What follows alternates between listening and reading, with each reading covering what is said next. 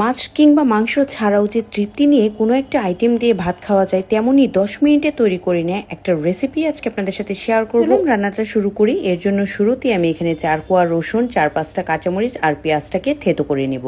এবার এই রান্নার জন্য লাগবে চিংড়ি শুটকি। আপনারা যে কোনো শুটকি কিন্তু এই রান্নায় ব্যবহার করতে পারেন। গরম পানি দিয়ে ভিজিয়ে রেখেছিলাম 10 মিনিট সময়। প্যানে অল্প পরিমাণ তেল গরম করে এখানে পেঁয়াজ, রসুন আর কাঁচামরিচের যে থেতো করেছিলাম সেটা দিয়ে অল্প পরিমাণ পানি দিয়েছি। লাল মরিচ, হলুদ আর ধনিয়ার গুঁড়া দিয়ে 2-3 মিনিট সময় মশলাটাকে কষিয়ে নিব। চিংড়ি শুটকিটা এবার ভালো করে ধুয়ে পানিটাকে ঝরিয়ে দিয়ে দিচ্ছি। মশলার সাথে কষাবো 3 থেকে 4 মিনিট সময়। এবার এখানে অল্প পানিতে ভাপিয়ে নেওয়া আলু আর চিচিঙ্গাটা দিব।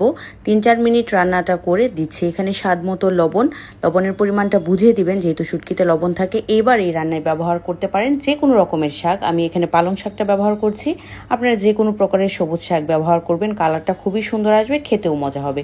কোনো পানি দিতে হবে না, শাকের পানি দিয়ে পুরো রান্নাটা হয়ে যাবে।